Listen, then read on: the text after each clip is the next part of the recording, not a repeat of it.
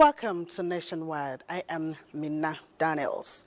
The federal government has reiterated its commitment to boosting food security through strategic partnerships with development agencies aimed at encouraging increased investment in food production across the country, in line with President Tinubu's renewed hope agenda. Minister of Water Resources and Sanitation, Professor Joseph Otsev, disclosed this when the newly appointed country representative of the Food and Agriculture Organization to Nigeria, Dr. Guden Hussein, and his delegation paid him a courtesy visit in Abuja. Dr. Hussein said the visit is to intimate the minister on the opportunities for strategic development and collaboration in FAO's intervention areas, including investment through grants, loans, and capacity building. The minister emphasized President Tinubu's strong commitment to enhancing food production in the country, recalling that these efforts inspired the declaration of a state of emergency on food security and the administration's sustained drive to attract investment in various aspects of agriculture and the food value chain.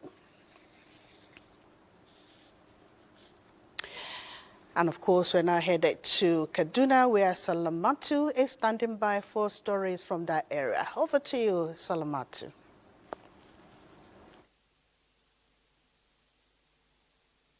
Thank you, Mina, and a warm welcome to Kaduna. The Kaduna State government has commenced the distribution of fertilizer. Muhammad Umar Ajingi reports that about 400 trucks were deployed to support 100,000 smallholder farmers across the state. Stakeholders in the agricultural sector and farmers have gathered once again here for another round of fertilizer distribution. For days, 400 trucks have been transporting these tons of fertilizer that now made up these pyramids, awaiting the arrival of the Kaduna State Governor to flag off the distribution exercise. In just 2 years, we have transformed this vision into measurable progress. The agricultural sector budgetary allocation has risen from 1.4 billion in 2023 to about 100 billion in 2025. What we've seen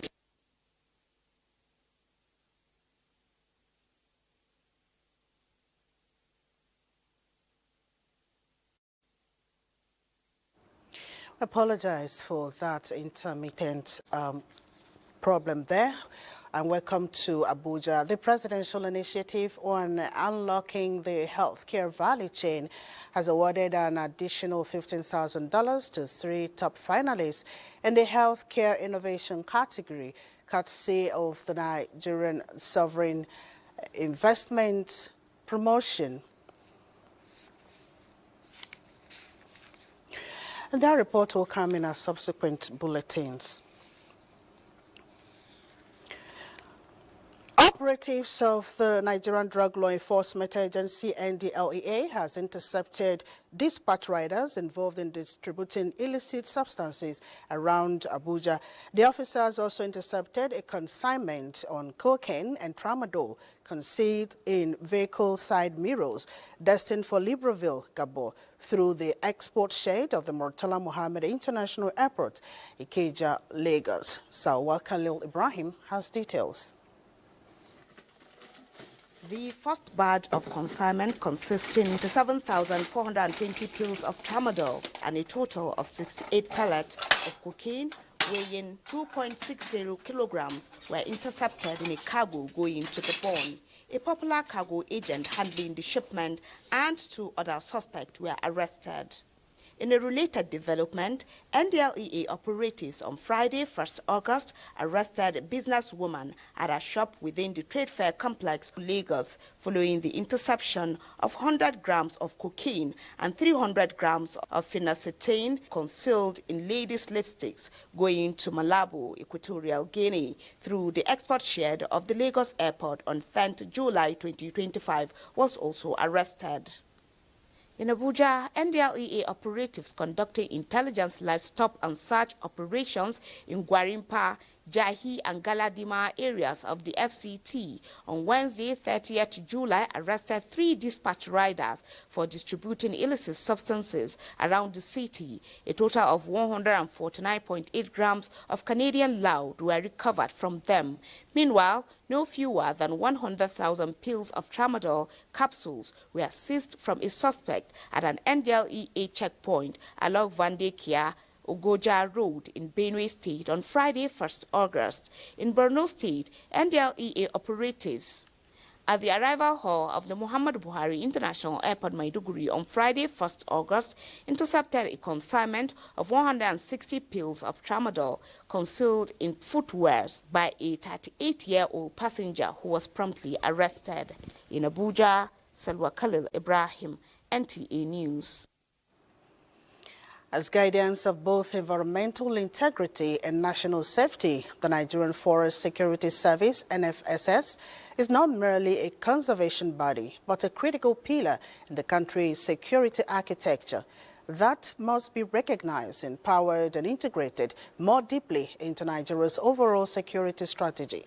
Deputy Commander General, Intelligence, NFSS, John Meche, made this known at the ongoing nationwide intelligence training for personnel of the service in Plateau State. DCG Meche says strengthening the service capacity through better funding, training, and inter-agency collaboration is essential for improving Nigeria's internal security posture, as the service plays a vital and expanding role in Nigeria's security architecture. To assent to the bill in front of his on his table right now. We are good to go. Like you can see that all the boys are trained. We are ready. We are fully on ground at all costs. We only want the government to identify with us and give us the full backing to actualize the safety of of properties of life within the state. Operational limitations. The NFSS says it will continue to be a vital force multiplier as guardians of the nation's ungoverned spaces.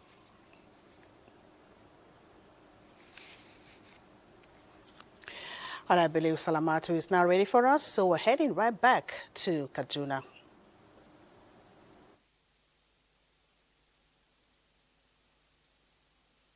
Thank you, and we apologize for the hiccup in the phone. Thank you, and we apologize for the...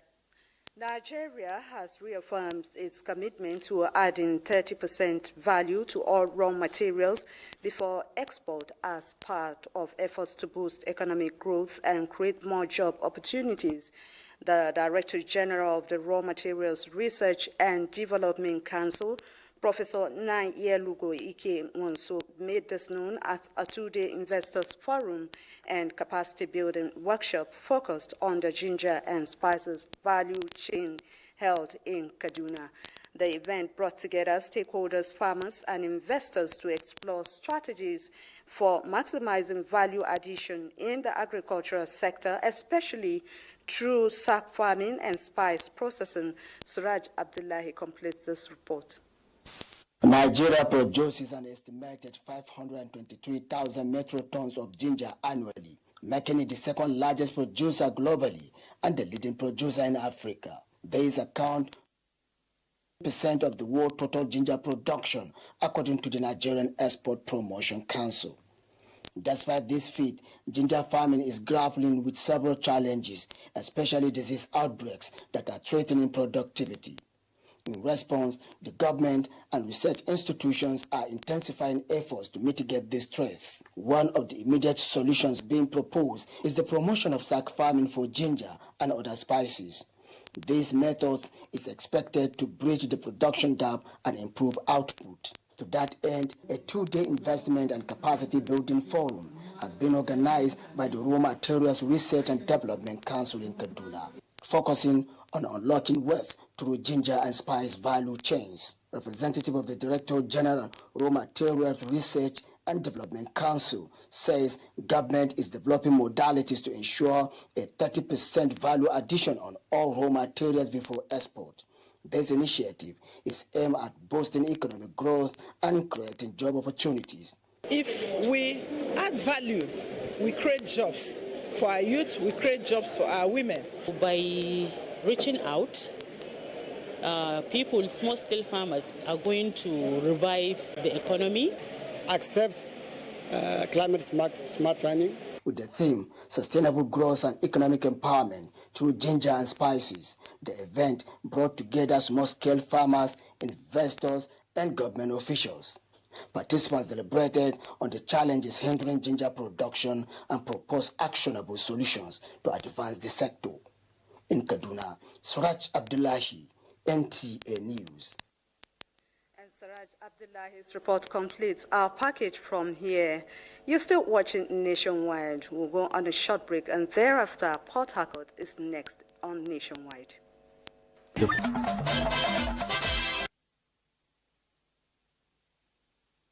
evening and welcome to Port Harcourt. Reactions are trailing the announcement of a new date for the Rivers State Local Government Council elections billed for 30th August 2025. Emmanuel Helene spoke with some Port Harcourt residents. His report. The reconstituted Rivers State Independent Electoral Commission has announced a new date for the local government council elections in Rivers State. Chairman of the commission, Dr. Michael Ode, who announced the new date at a stakeholders meeting in Port Harcourt, says the commission acted in line with the relevant laws establishing the commission in announcing the new date.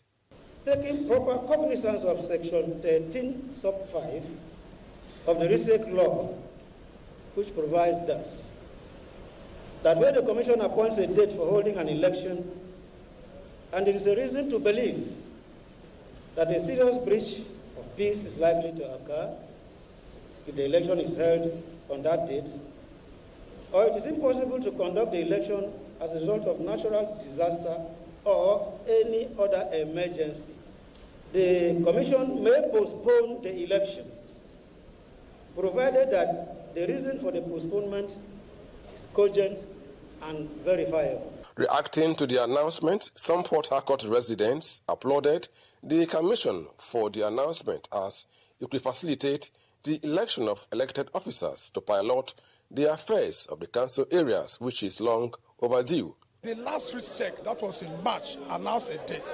But because as a result of the emergency group, they need to postpone the date. And it's in line with the law.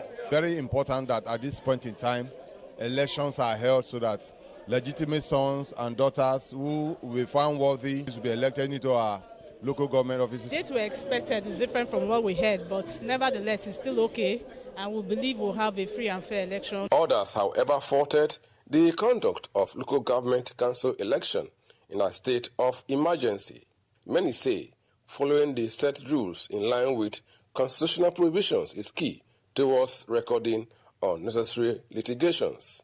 In Port Harcourt, Emmanuel Lene, NTA News. The Commissioner of Police, Rivers State Command, Adeyemi Adepoju, has pledged commitment to enhancing capacity of officers and men of the command in line with the directive of the Inspector General of Police. He gave the assurance at a training program organized for divisional police officers across the state. Marian Vincent Oko has details. This training program for divisional police officers from formations across Rivers State, organized by the Rivers State Police Command, aims to improve their operating capacities towards ensuring effective service delivery. The training offered them opportunity to delve into areas such as administration of criminal justice, procedures for arrest, stocks and variation, among others. Commissioner of Police, Rivers State Command, Olugbenga Adepoju, says the in-house training is to refresh officers' knowledge in various areas of specialty. He stressed the commitment of the Inspector General of Police, Kayode Egbetukun, towards repositioning the force, noting that the Rivers State Police Command will continue to key into the policies and programs of the IGP. We've been trying to, up our game by continually training our men. Building capacity in line with the directive of the Inspector General of Police IGP Kayode Egbetukun, to ensure our men are well trained and also meet up with the trend of administration of criminal justice. Some of the officers spoke with NTA, describing the training as an eye-opener, which has further strengthened their knowledge. When times like this, in-house training comes up, it gives us an opportunity for us to refresh our memories on the things that we already taught. It's an eye-opener that the administration of criminal justice is actually meant to foster understanding and guide the officers to investigate the case very well. I so educative. We've not had a section like this. Today we've learned so much on medicals, on auditorium trials, administration of criminal justice, and so much more. The one-day training was held at the Officers' Mess of the Rivers State Police Command in Port Harcourt. Mary and Vincent Oko, NTA News.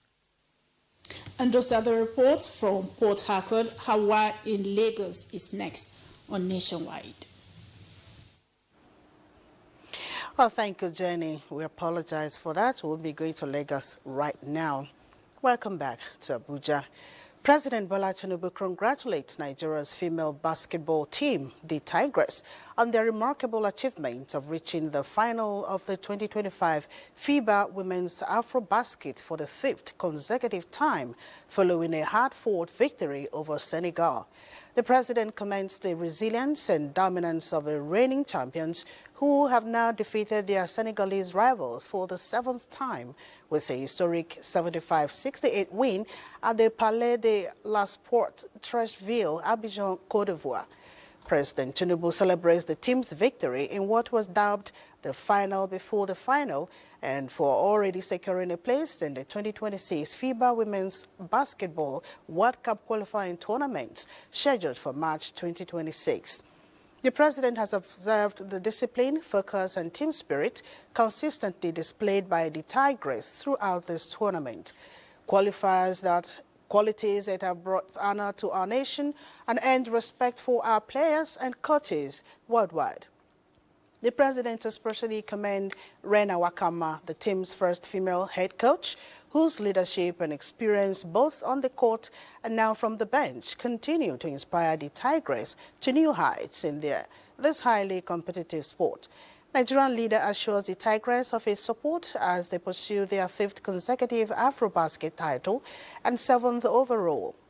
Similarly, Nigeria's First Lady, Oluremi Tinubu, congratulates the Tigress national basketball team for qualifying for the finals of this year's Afrobasket tournament. In her congratulatory message, the First Lady commends the team's 10-year unbeaten run, describing it as a product of commitment, dedication, hard work, and love for the game. She applauds the Tigress for keeping the Nigerian flag flying and for being a true inspiration and pride to girls and women in general. As the team steps out for the final match, the First Lady prays that God crowns their efforts with success, noting that the nation awaits their arrival with the trophy again. New Karu All-Stars have made their debut, cruising to the quarterfinals of the All-Stars Invitational Tournament in Abuja after an emphatic 3-0 bashing of NNPC Football Club. Details with Suleiman Musa on Sports Update.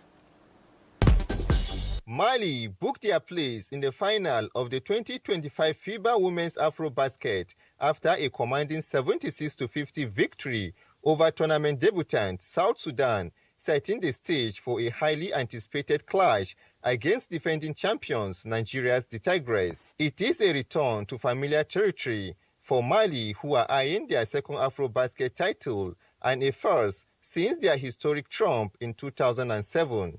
Nigeria's the Tigress, who trumped Senegal 75-68 in the semi-final, are gunning for a record 5th straight Afrobasket title. To football, debutant New Karu All-Stars thrashed NNPC FC 3-0 in the last 16 of the ongoing Abuja All-Stars Invitational Tournament to continue their chase for glory as they secure a quarter-final spot. In the second match played, Lugbe All-Stars beat All-Stars International Abuja via a penalty shootout after a 1-1 draw at regulation time. in a closely contested encounter. He who failed to plan will not succeed. I think our planning towards this competition is we are here to win the game, and we keep on training. From the beginning, they call us underdogs, but we had one thing in mind. We said we are not just coming into this competition to participate; we are coming to make impact. I feel great. Did you prepare for penalty? I prepared for penalty. Seriously, if my captain comes, that's the last exercise we did in our training. Elsewhere, chairman of the FCT Football Coaches Association and other newly inaugurated officials have been charged to help drive the association to a new height. These were the charge given at the official inauguration of the new ESCOs for the FCT Football Coaches Association. According to the chairman, the ESCOs are poised to ensure they deliver on their mandate while urging the members for their usual support. What we'll be doing differently from what we have done is to ensure that coaches' education is not taken for granted. That is very, very paramount. And then welfare have been doing it, they will have to step up. The new ESCO have a tenure of 4 years. With Sport Update, Suleiman Musa, NTA Sports. The Presidential Initiative on Unlocking the Healthcare Value Chain has awarded an additional $15,000 to 3 top finalists in the Healthcare Innovation category, courtesy of the Nigerian Sovereign Investment Authority Prize for Innovation Program. This year's competition brought together more than 5,000 participants focusing on innovative solutions in healthcare, education, and agriculture. Minister of Finance and Coordinating Minister of the Economy, Wale Edun, alongside the National Coordinator of PVAC, Dr. Abdul Mokhtar, and the Managing Director of NSIA, Amina Omar Siddiq, emphasized the importance of sustainability in innovation efforts, the need for strengthening local healthcare production, and the role of innovative solutions in catalyzing economic growth towards boosting the nation's productive capacity. The top 3 innovators were awarded a combined total of $220,000 in cash and equity to accelerate their businesses. The president of the Radio, Television and Theatre Arts Workers Union, RATAO, Emeka Kalu, has added his voice to the call for a dedicated special salary structure for media practitioners and those in the arts and culture industry. Joseph Otsen reports that this was during a visit by the union's new leadership to the Trade Union Congress 2UC at the National Council for Arts and Culture. In unity and solidarity lies strength and progress.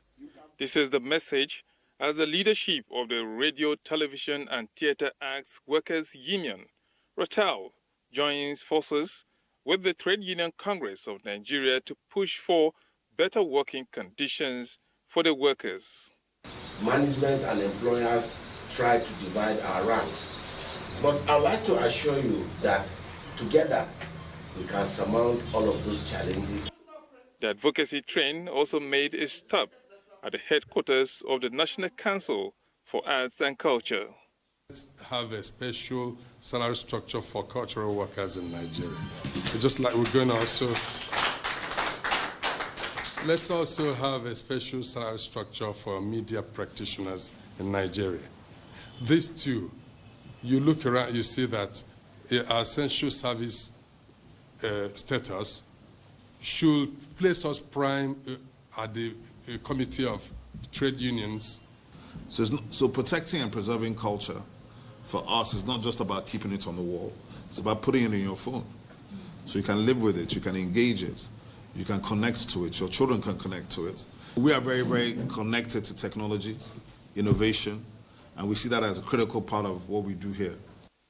At the heart of it all is a deep message that patriotism drives productivity. As storytellers and cultural ambassadors, members of the union are encouraged here to play a vital role in shaping the nation's image. In Abuja, Joseph Otsen, NTA News. President Bola Ahmed Tinubu has congratulated Senator Aliyu Wadada Ahmed on his stir burning as the Magajin Dagin Lafia by His Royal Highness Justice Sidi Mohammed Baghe, the Emir of Lafia and Chairman Nasarawa State Council of Chiefs. President Tinubu describes the honor as a recognition of Wadada's commitment to public service, his deep-rooted connection to his people, and his long-standing contributions to the development of Nasarawa State and Nigeria at large. The president also commends the Emir of Lafia for upholding the noble tradition of honoring individuals whose character, leadership and patriotism embody the values of the emirate and reflect the spirit of unity, service and integrity. President Tinubu wishes the senator continued wisdom, strength and success in his dual role as a federal lawmaker and traditional title holder. It's now time to be heading to Maiduguri, where Wadiam is standing by with more stories. Hello, Wadiam. Thank you for joining us in Maiduguri. You're welcome. Borno State government restates commitment to bridge the manpower deficit in the health sector as the newly established College of Nursing, Goza, sets to commence academic activities before the end of this year. Governor Babagana Umar Zulum gave the assurance shortly after an inspection of completed and ongoing projects in the area. Mohammed Goni reports. On the second day of his engagement in Goza, Governor Zulum inspected two-story building College of Nursing, recently built by the Borno State government to address manpower deficit in the health sector. The entourage also inspected the students' hostel, expressing satisfaction with the quality of work. Professor Zulum revealed that an executive bill is currently before the State Assembly to provide legal backing for the institution. Seeing the progress and level of work that has so far been achieved, the contractor has done exceedingly well. Inshallah, it's going to be open very soon. The governor also inspected the newly renovated General Hospital Goza, where he interacted with medical personnel there and pledged to look into challenges confronting them, such as manpower shortage. High Islamic College was another ongoing project inspected by the governor. Professor Zulum proceeded to assess reconstruction of Wala village, the work of which is at advanced stage of completion, paving the way for resettlement of the community. Borno State government, under the regional stabilization facility, has decided to establish another very important town in the political landscape of the local government area. And you have seen the level of. Professor Zulum lauded residents of Warabe village for their courage and resilience in spite of repeated attacks. In addition to provision of other support, the governor announced provision of patrol vehicles and motorcycles to the civilian JTF and Vigilante to enhance their operation in the community. In Maiduguri, Mohammed Goni, NTA News. Adolescent Girls Initiative for Learning and Empowerment, Agile team, has emerged winner of a 2-week volleyball and storytelling competitions out of other series of games held nationally. The tournament was initiated by the national body of the Adolescent Girls Initiative for Learning and Empowerment, Agile. Abubakar Musa has more. These are winners of volleyball and storytelling competitions under the Borno State Adolescent Girls Initiative for Learning and Empowerment Agile team, presenting trophies they received earlier at the Presidential Villa Abuja to the Commissioner of Education, Science, Technology and Innovation. 7 pilot Agile states in Nigeria participated in the preliminary competitions in Kaduna and Ekiti states, where Borno State contingent eventually emerged winner in volleyball and storytelling categories. Borno State Project Coordinator of Agile, Ibrahim Baba, said Nigeria's First Lady, Senator Oluremi Tinubu, who was impressed with the significant breakthrough, presented 50,000 naira each to participants from Borno, while wife of the Vice President, Nana Shetima, supported her by giving 5 million naira to the 24 winners as well as officials. I have nothing to say rather than to thank the state government, especially His Excellency the Executive Governor of Borno State and the Honorable Commissioner, for giving us all the support in the course of our implementation. In a pleasant remark, Commissioner for Education, Lawan Abo Kilby, also donated sports kit to the winners and commended management of Borno State Agile for upping its game. A lot has gone into reactivating the school sports. So that has now shown us our effort has gone in the right direction. Borno State Project Coordinator of Agile showcased an award of excellence earlier presented to him by the Governor of Ekiti State following the tournament. In Maiduguri, Abubakar Musa, NTA News. That is our contribution from Maiduguri. We'll go on another commercial break, and after that, Lagos will take it from there. You're still watching Nationwide.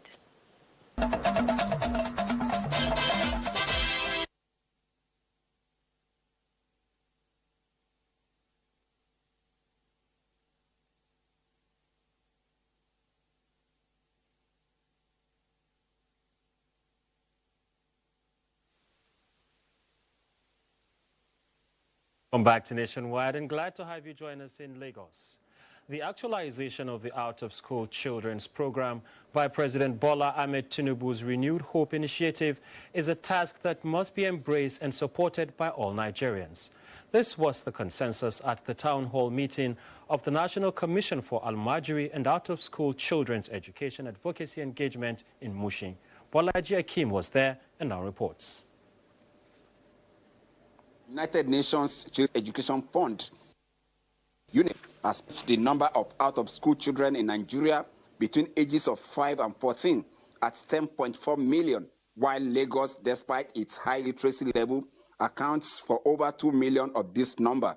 Alarmed by this figure, the National Commission for Almajiri and Out-of-School Children's Education, which is an integral part of Renewed Hope agenda of President Bola Ahmed Tinubu, is determined to ensure that no Nigerian child is left roaming the streets. The Commission, through its advocacy team, is putting a square peg in a square hole in finding a lasting solution to a series of barriers, working against enrollment of Nigerian child for basic education. If for whatever reason a child is not in school, the team, the volunteers, and any well-meaningful person that will identify the child, all they need to do is communicate with the government, and the government will actually provide. It helps them become more enlightened citizens of the society, and we're also furnishing them with skills that they can help to be self-sustenance and self-reliance. Having identified all the challenges, slogan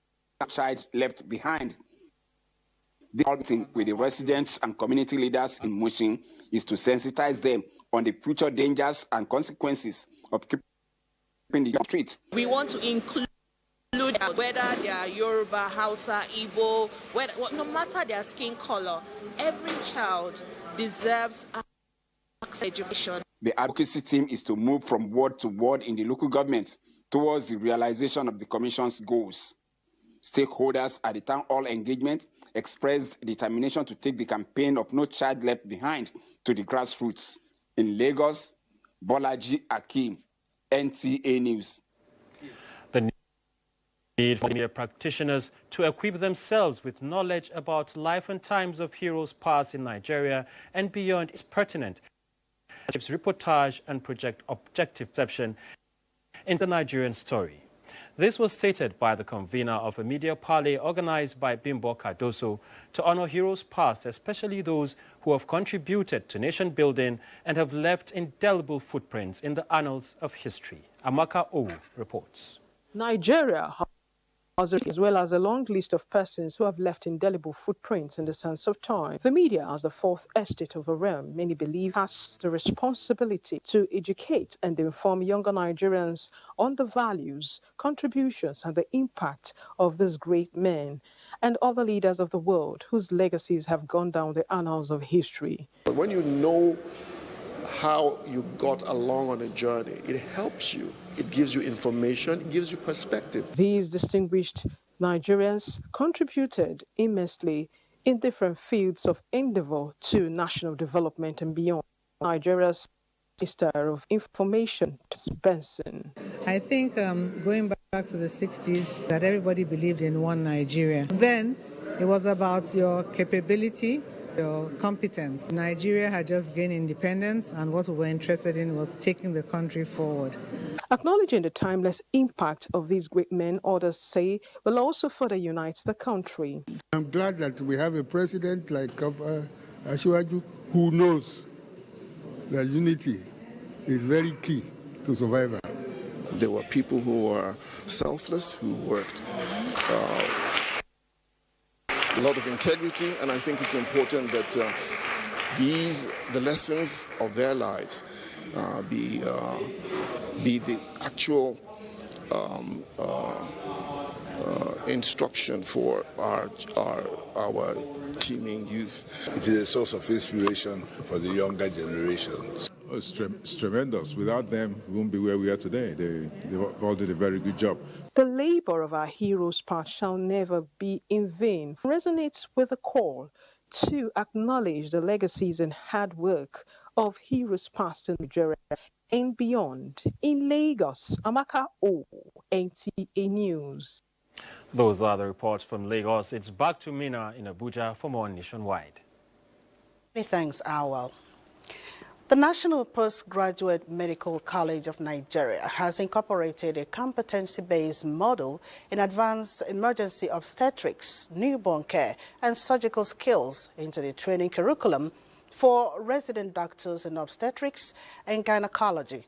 Oluseye Adiagbo reports that this milestone and initiative of the Liverpool School of Tropical Medicine and Nigerian partners was highlighted during the 2024 Global Health Workforce Program. Maternal mortality remains a critical public health issue across many African countries, with Nigeria bearing a significant burden. Compounding the crisis is the disproportionately high rates of deaths following cesarean sections in the region. In response, the Liverpool School of Tropical Medicine, in partnership with the Wellbeing Foundation Africa and the National Postgraduate Medical College of Nigeria, is implementing a major initiative to strengthen the capacity of healthcare workers. The project has trained more than 260 doctors, many of whom are already reporting improved outcomes in managing surgical emergencies. This particular joint venture has impacted knowledge and skills that in different hospitals in Nigeria, they've acquired skills to save lives. They were able to procure those mannequins that for the training, and we know they are quite expensive. It is now mandatory for residents to go through this training in preparation for the exams. The impact has really been huge. 2 centers of excellence in 2 places, Lagos University Teaching Hospital in the south and Federal Medical Center, Abuja in the north. Subsequently, what we're going to do is to try to look for funding so that we can set similar centers in each geopolitical zone in Nigeria.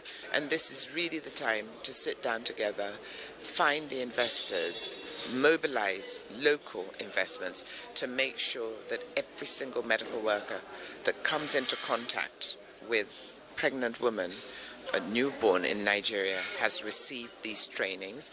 Stakeholders were unanimous of continued investments to sustain the program. In Abuja, Oluseye Adiagbo, NTA News. Stakeholders of the All Progressives Congress, APC, in Niger State have commended the strides recorded under the Tinubu administration, throwing their weight behind the second-term bid of President Bola Ahmed Tinubu. The outcome of a meeting convened by Governor Ahmed Omar Bago, attended by national and state public office holders, including the Minister of Information and National Orientation, Mohammed Idris. Musaina Musa reports. The consensus by the Niger State APC caucus was reached at a meeting organized to review the party's performance, settle unresolved inter-party disputes, preparatory to a successful outing at the upcoming local government council elections.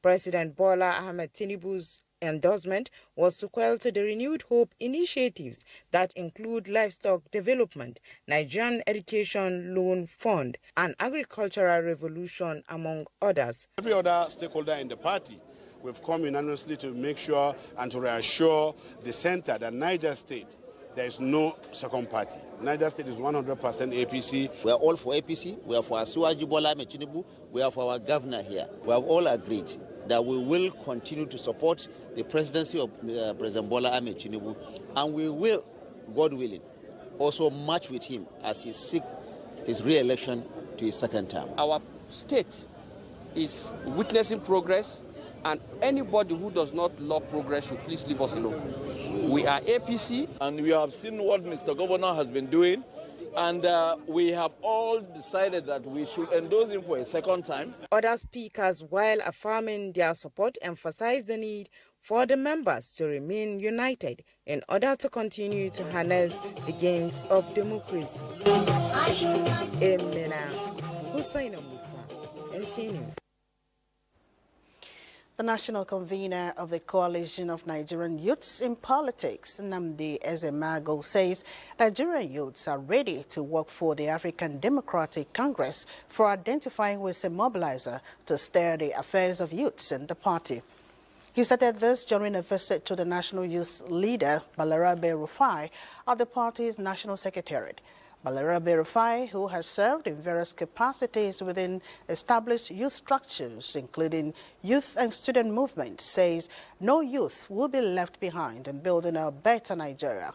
The national youth leader of the opposition party also tasks youths to be strong and formidable ahead of a new dawn that is full of opportunities for them.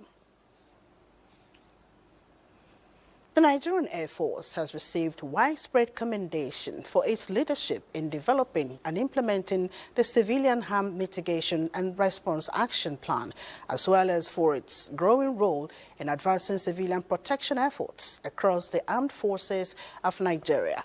This was at the United Nations and Tunisian Defense Forces Conference on Protection of Civilians held recently in Tunis, Tunisia. Director of Public Relations and Information, Air Commodore Ehimen Ejodame, indicates that the Nigerian Air Force was particularly applauded for embedding leadership oversight, training, and data collection into its operational framework to improve the protection of civilians. The integration of robust strategies and guidance across the full spectrum of NAF operations was cited as a forward-thinking model for modern air forces. The Chief of Air Staff, the Air Marshal Hassan Bala Abubakar, in a message by the Director of Cooperation and Coordination at the NAF Civil Military Relations Branch, Air Vice Marshal Edward Gapquet, emphasized that protecting civilians is not only a moral imperative, but a constitutional responsibility embedded in the 1999 Nigerian Constitution. He stressed the importance of balancing military objectives with humanitarian obligations, noting that we are committed to ensuring that past experiences have taught the NAF neglecting civilian harm mitigation short-term gains can quickly transform into long-term strategic setbacks. The Civil Defense, Correctional, Fire and Immigration Services Board has extended the closing date for its ongoing recruitment exercise by 1 week. A statement by the Secretary to the board, Major General Abdul Malik Jibril, retired, indicates that the recruitment portal, initially scheduled to close on Monday, 4th August, will now remain open until Monday, 11th of August, 2025. The extension, the statement notes, is to give more opportunity to interested applicants seeking enlistment into the paramilitary services for the board itself. The board restates that the official application portal remains https://recruitment.cdcfib.gov.ng and wants that the process is entirely free of charge. It also assures the public of a fair and transparent recruitment process. That's Nationwide for today. Thanks for your company. I am Mina Daniels.